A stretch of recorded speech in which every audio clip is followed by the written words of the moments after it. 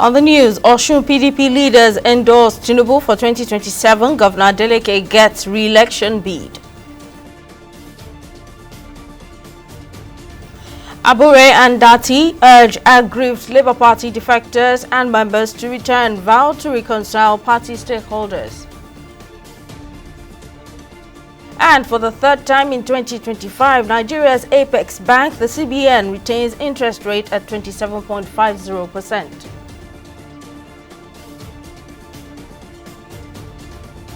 Thank you for joining News Now on TV360 Nigeria. I'm Simisola Adigun. We begin with politics, where Osun State Governor Ademola Adeleke and the leadership of the People's Democratic Party (PDP) in the state have officially endorsed President Bola Tinubu for re-election in the 2027 presidential elections. The Adeleke and the PDP's decision to endorse Tinubu was formalized at a stakeholders meeting held on Monday at the government house in Okefia, Osogbo. A communique issued after the meeting was signed by Governor Adeleke, his deputy Kola Adewusi, Speaker of the House of Assembly Adewale Egbedun, former Governor Olagunsoye Oyinlola, and 24 other prominent party leaders. The party leaders reaffirmed its adoption and endorsement of Governor Ademola Adeleke for re-election in the 2026 governorship election on the platform of the PDP. Still on politics, the factional chairman of the Labour Party, Julius Abure, has asked members associating with rival political platforms to return to the fold.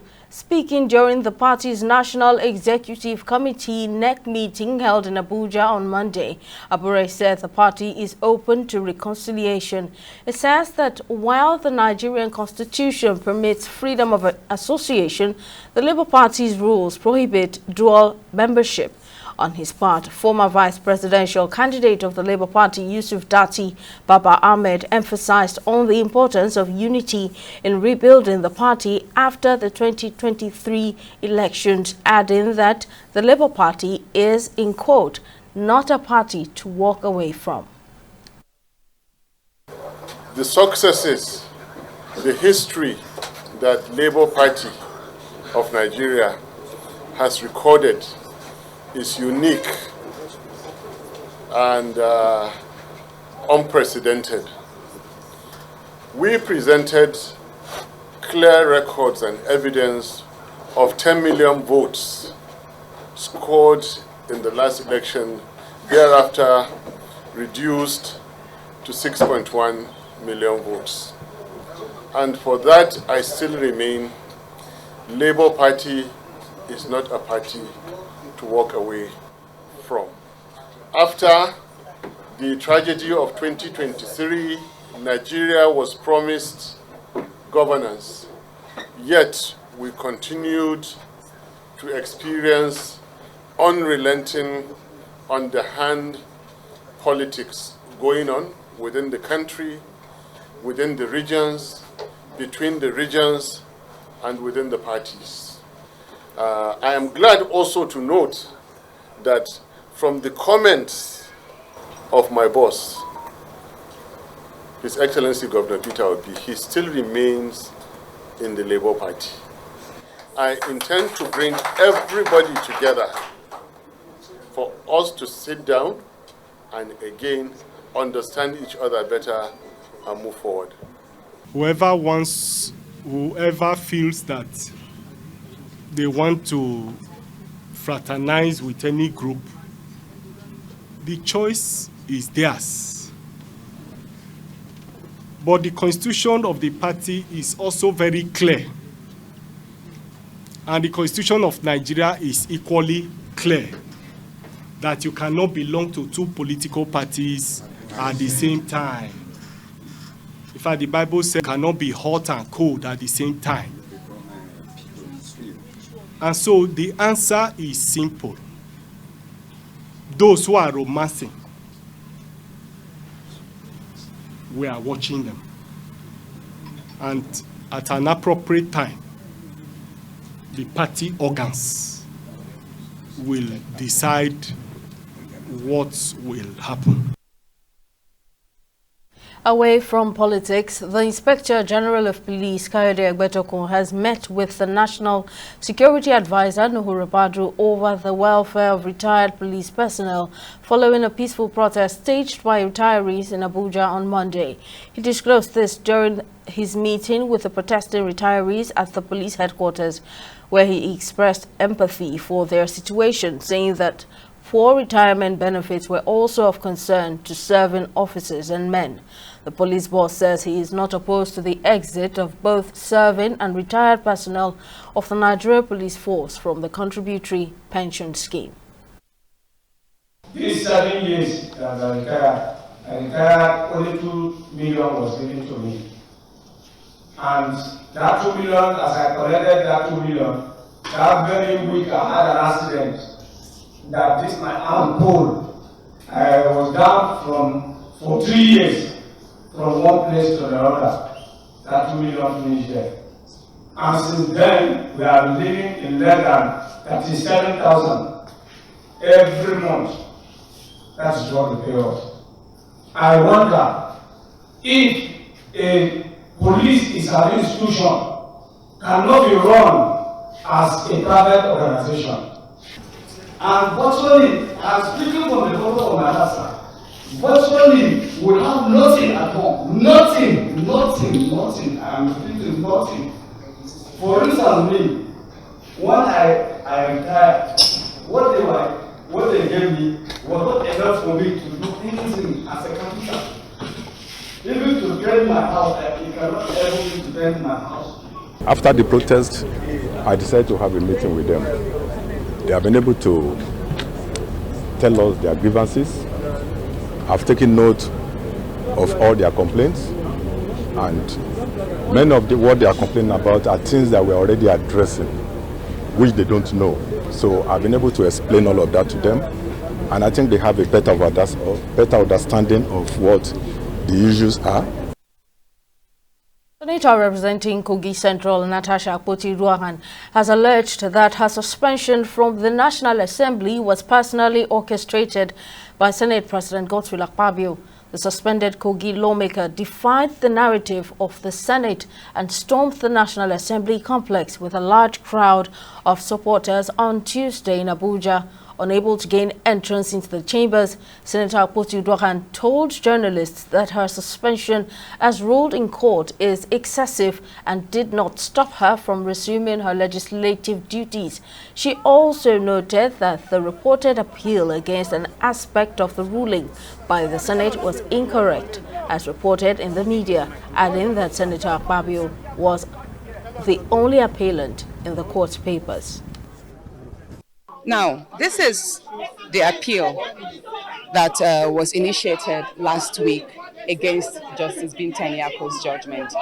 It is clear that it is not the National Assembly, neither it is the Senate that appealed the judgment. It's Akpabio himself. Read it. The President of the Senate of the Federal Republic of Nigeria, Senator Godswill Akpabio, he is the only appellant. The National Assembly has not appealed that judgment. The Senate has not appealed the judgment. The Committee on Ethics has not, that suspended me wrongly, has not appealed the judgment. As a matter of fact, Senator Akpabio joined the clerk of the National Assembly, the entire Senate, and the chairman Committee on Ethics as joint respondents to the case.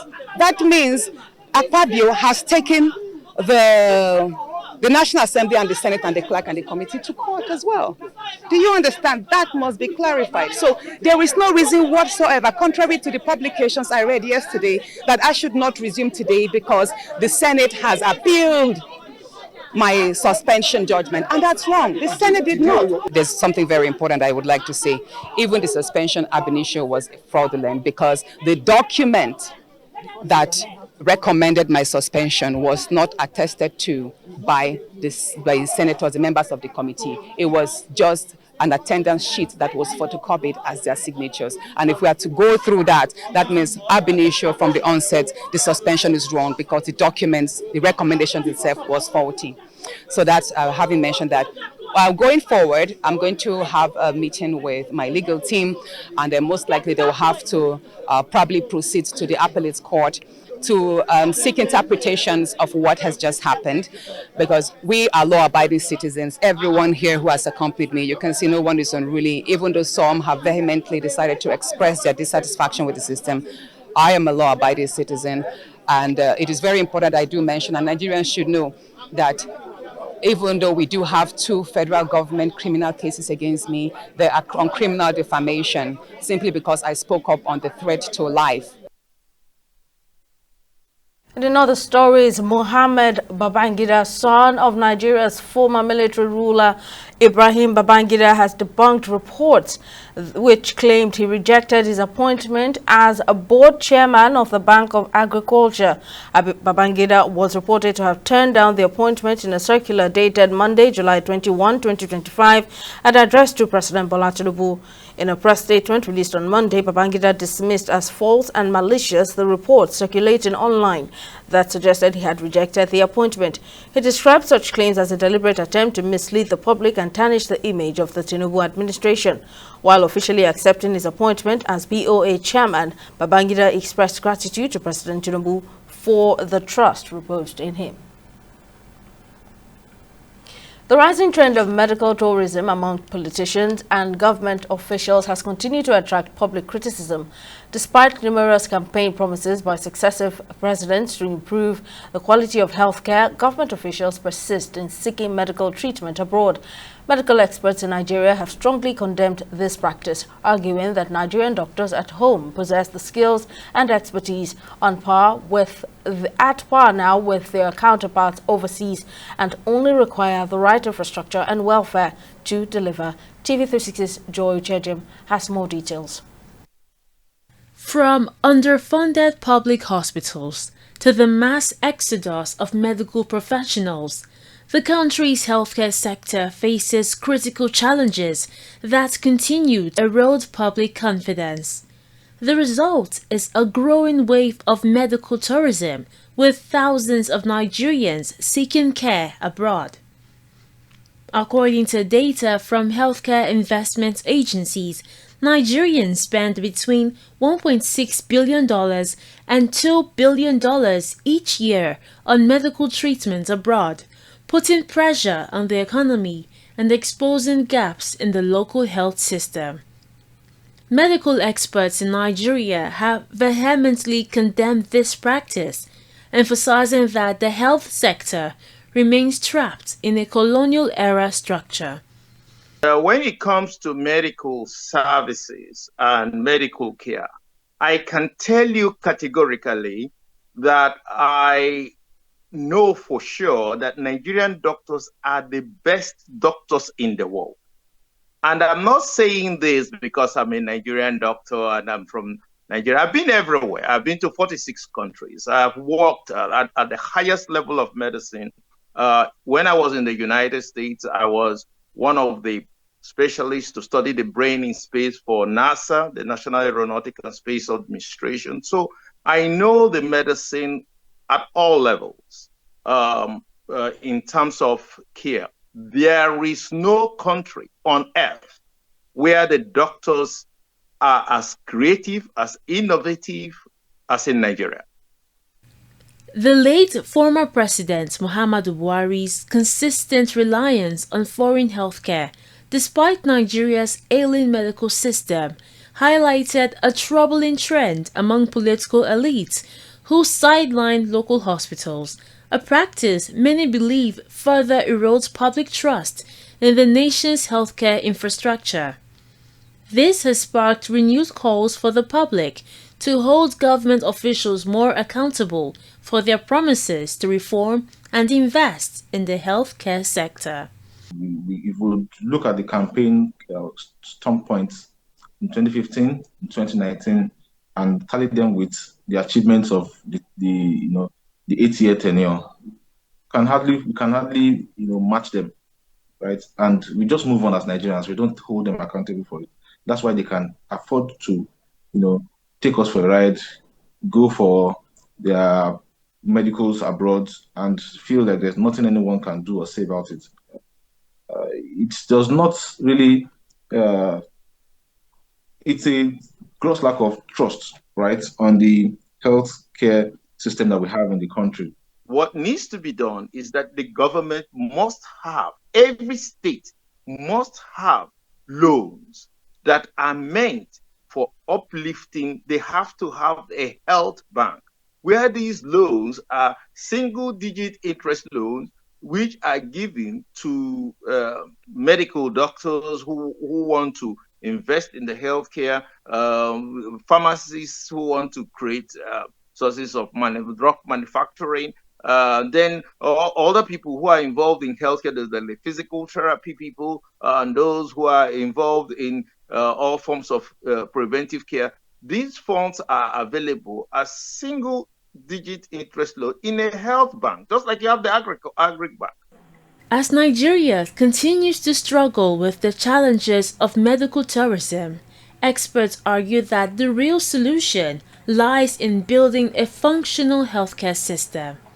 This includes retaining skilled medical professionals, upgrading infrastructure and equipment, strengthening hospital governance, and ensuring transparency and accountability in health funding, going beyond calls to end medical tourism and focusing instead on meaningful systemic reform.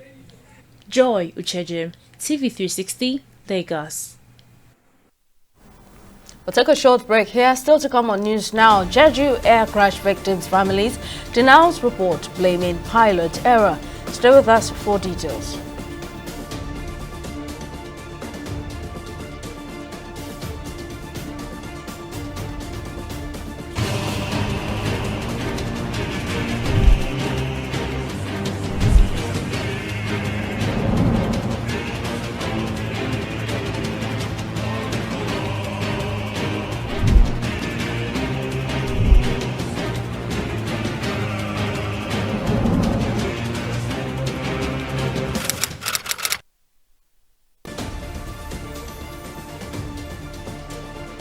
Welcome back. Here's a recap of our top stories.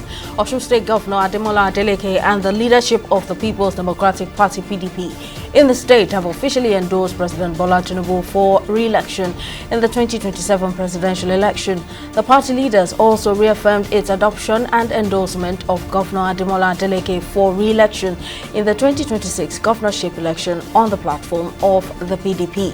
We also told you that the factional chairman of the Labour Party, Julius Abure, has asked members associating with rival political platforms to return to the fold. Speaking during the party's National Executive Committee NEC meeting held in Abuja on Monday, Abure said the party is open to reconciliation. In case you missed any of our news bulletins, so for more updates, you can catch us on Limex World TV and AVO TV, or log on to our website on www.tv360nigeria.com. You can also follow us on our social media platforms on X, Instagram and YouTube at TV360 Nigeria, or download our mobile app on Google Play Store, Huawei App Gallery and Apple Store. On Facebook, we're at TV360 Online.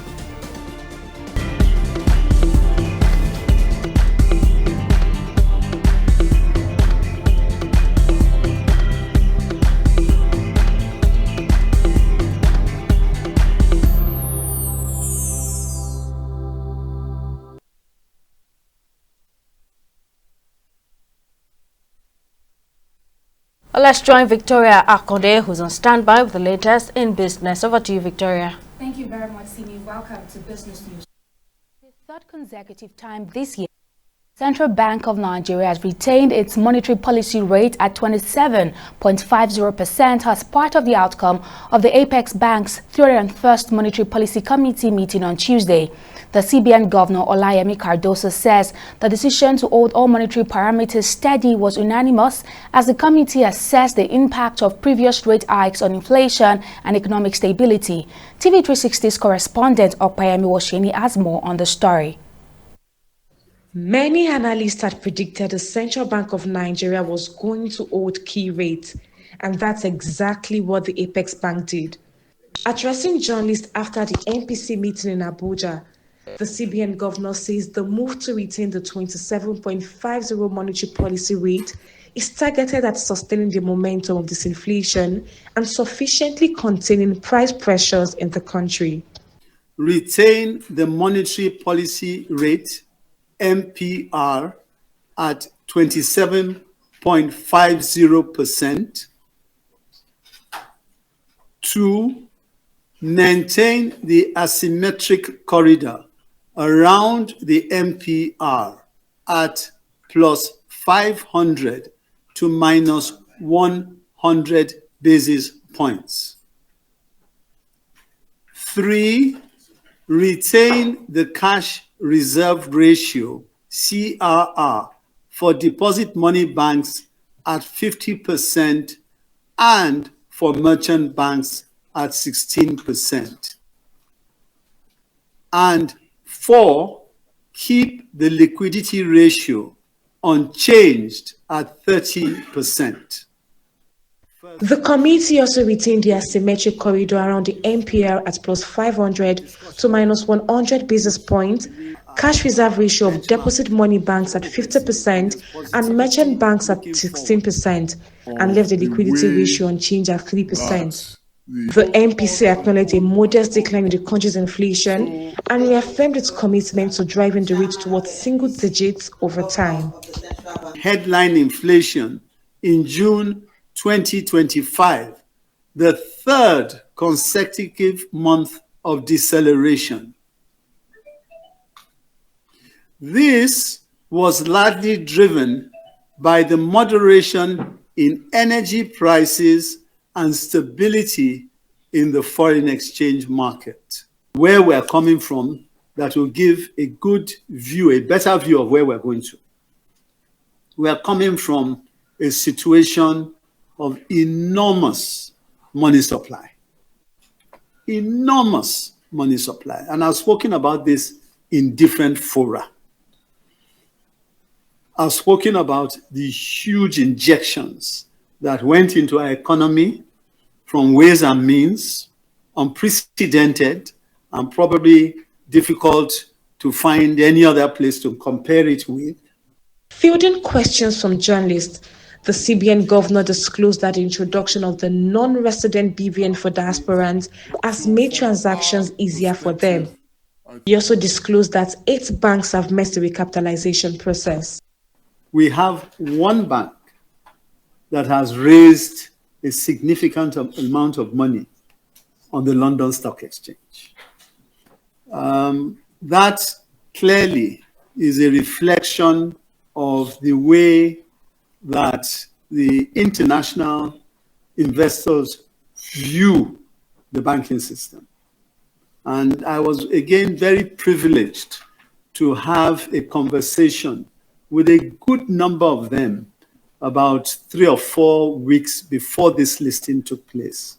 And really and truly, a lot of interest, I must say, a lot of interest internationally on putting money on the Nigerian financial system. A lot of interest. The next MPC meeting is scheduled for September 20th and 21st, 2025. Meanwhile, the Apex Bank says it will continue to closely monitor economic development and adjust policies where necessary to maintain macroeconomic stability. Okmayemi Owosheni, TV360 News, Lagos. Now, let's have an economist and principal partner at Woodridge & Scott, Segun Sokpiton, speak to us on the CBN's decision to retain the 27.50% MPR. Now, thank you very much for joining us, sir. Now, very briefly, this is the third time the CBN would hold the monetary policy rate at 27.5%, which is higher than inflation, which currently stands at 22.22%. From an economist's perspective, what does this decision signal about the direction of Nigeria's economy? Okay, so first of all, I think from a contextual point of view, it's important to remember that inflation numbers were rebased and that the base year is 2024. So the reality is that inflation is not, I repeat, not 22%. So in truth, the NPR rate, the monetary policy rate, is still trending below inflation as we speak. However, the numbers that we have now is the number that we have to work with, and that's what the CBN is working with. But the most important thing is that inflation rate, whether the rebased rate or the old pre-rebasing rate, has been declining. So we've been seeing a bit of disinflation for 3 consecutive months, and that would have been reason for some sort of optimism and maybe calls for the CBN to begin to think of relaxing the MPR. However, there are a number of other factors that has to be put into consideration that is informing the whole decision. And I think that, like in your report you said earlier, most analysts are not taken by surprise. It's expected that they will hold, and we would have to see what developments occur between now and the next MPC meeting in September to determine whether maybe we can see some easing for the first time in a very long time. Well, thank you very much for sharing your insights, economist and principal partner at Woodridge and Scott. Thank you very much, sir. It's a pleasure. Right now, we'll go on a short break and be back with stock market updates.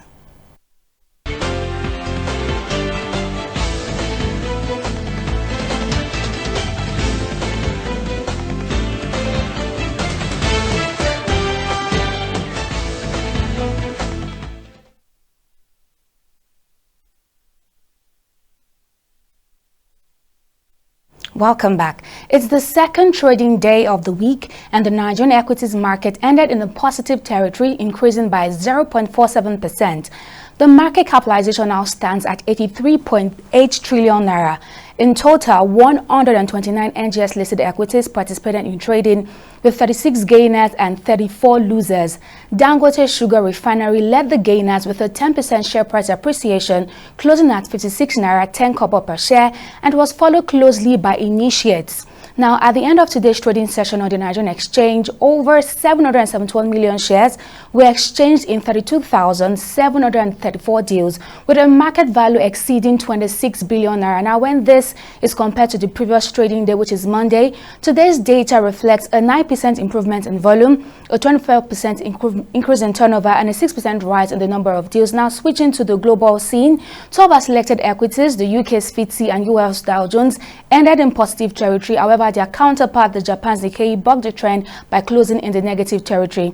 And on the foreign exchange market, the naira is trading at 1,528 naira to the US dollar on the black market, and at 2,030 naira to the British pound, and at 1,775 naira to the euro. That's it on both business and stock market updates. Back to you, Simi, for the rest of the news. Thank you very much, Victoria. And on the foreign scene, an investigation into South Korea's deadliest air disaster has found that a pilot shut off the wrong engines in error. Local media have reported all but 2 of the 181 people on board Jeju Air Flight 2216 were killed when it crashed into a barrier in December while attempting to land at Muan International Airport following a bird strike on one of its engines. The release of the investigation scheduled for last weekend has been delayed after protest from the families of the victims who were briefed on its findings.